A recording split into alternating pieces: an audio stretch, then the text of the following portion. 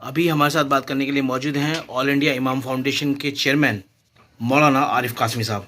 उनसे ही जानेंगे कि किस तरह का मसला है और किस हद तक जो है दिल्ली के जो इमाम है वक्फ बोर्ड से जुड़े उनको किस हद तक राहत अभी मिली है।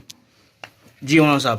अस्सलाम वालेकुम वरहमतुल्लाहि वबरकातुहू। मैं आप हज़रात की मालूमात में बहुत छोटी सी एक बात जो है, जो मुख्तसर सी है, जिसमें तमाम चीज़ें हैं, तमाम पहलू में बता देता हूँ।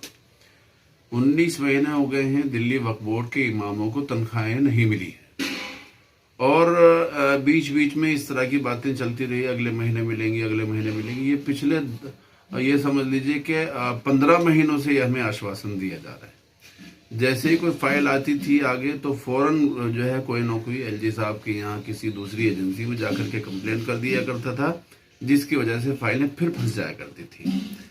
अब मसला था वक्फ बोर्ड कब ख़त्म होगा। वक्फ बोर्ड ख़त्म हुए भी तकरीबन 2 महीने से ज़ायद हो गए हैं और अभी भी मसला जो का त्यों अटका हुआ है। मैंने दिल्ली हाई कोर्ट में तनख्वाहों को लेकर के जो मुकदमा किया है दिल्ली वक्फ बोर्ड के ऊपर और दिल्ली सरकार के ऊपर, उसमें हमारी 3 हियरिंग हो गई हैं। पहली हियरिंग हुई थी हमारी 22 अगस्त को, दूसरी हुई थी 13 सितंबर को और एक हुई है आज 16 नवंबर को। हर बार वहाँ के जो वकला हैं, जो वकील हैं, एडवोकेट्स हैं दिल्ली सरकार के और रेवेन्यू के और वक्फ बोर्ड के, वो हमेशा ये कहते हैं कि हम बहुत जल्दी तनख्वाह देंगे। लेकिन चूंकि बहुत ज़्यादा वक्त गुजरता जा रहा, परेशानियों में इमाम जो है घिरते जा रहे हैं। अब आप समझिए कि 19 महीनों से तनख्वाह नहीं मिली उनके घर का, यानी हमारा सबके घर का गुजर बसर कैसे हो रहा होगा हम ही लोग जानते हैं। इसी मुतालिक हमने जो कोर्ट में ये मुकदमा दाखिल किया था, आज थोड़ा सा बहुत अच्छी, पहले भी बहुत अच्छी रही हमारी सुनवाई, लेकिन आज जज साहब ने कहा कि भाई आपके पास फंड्स हैं नहीं है ये आप लोग जाने, लेकिन ये लोग काम कर रहे हैं, इनकी तनख्वाह इनका नजराना क्यों नहीं दिया जा रहा है। उन्होंने ये कहा कि जी हमें थोड़ा सा टाइम दे दिया जाए। हमने 5 महीने की तनख्वाह इनको दे दी है। अगली जो तनख्वाहें हैं वो भी बहुत जल्दी देने की कोशिश कर रहे हैं। उन्होंने बाकायदा जो यहाँ के वकील गए थे दिल्ली सरकार के, दिल्ली वक्फ बोर्ड के, उन्होंने कहा कि अगली तनख्वाह के लिए भी हमने आगे फाइनेंस को लिख दिया है।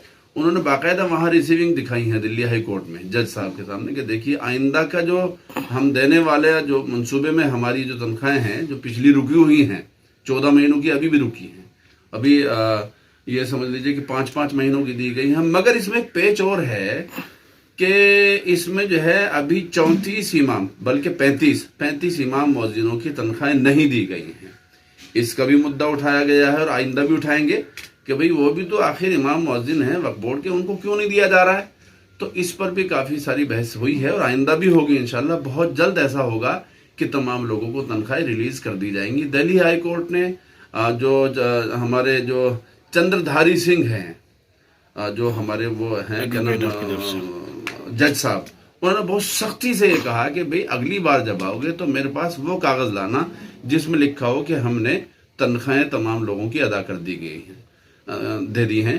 इसी तरह से मदरसा आलिया फतेहपुरी के जो असातिज़ा हैं उनका भी कोर्ट केस चल रहा है, उनका भी आज केस था। उनको भी ये कहा गया कि इनको भी बहुत जल्दी तनख्वाह दी जाए। तो उनका कितना टाइम का है? उनका कितना टाइम? 27 महीनों के बाकी हैं। हमारे 19 महीनों के बाकी हैं। तनख्वाह थी, अब 5 मिल गई है, 14 बच गई है। उनकी अभी 27 महीनों की बाकी है। अभी कुछ दिन पहले उनको 6 महीने की दी थी, अभी भी उनकी 27 महीने की बाकी है।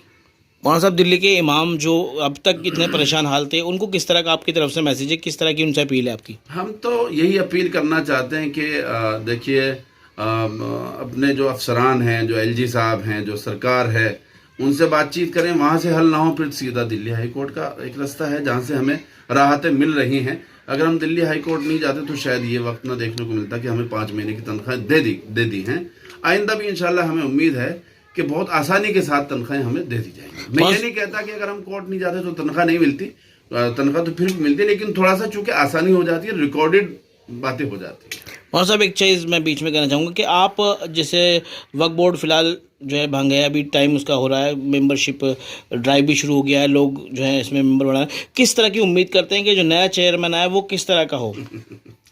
अब देखिए चेयरमैन का मसला तो दिल्ली सरकार के हाथ में, कौन आएगा कौन नहीं आएगा ये तो वक्त बताएगा।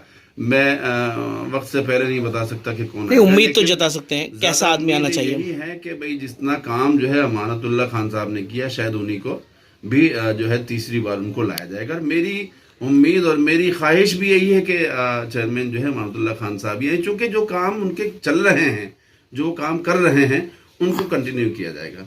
दूसरे जो आएंगे वो, अगर दिल्ली सरकार ये चाहती कि दूसरे आएँ, वो उनकी मर्जी, हम उनका भी इस्तकबाल करते हैं, मगर कोशिश हमारी और ख्वाहिश हमारी यही है कि वही आए तो ज़रा सा ये जो काम चल रहे हैं ये रुकेंगे नहीं बीच में।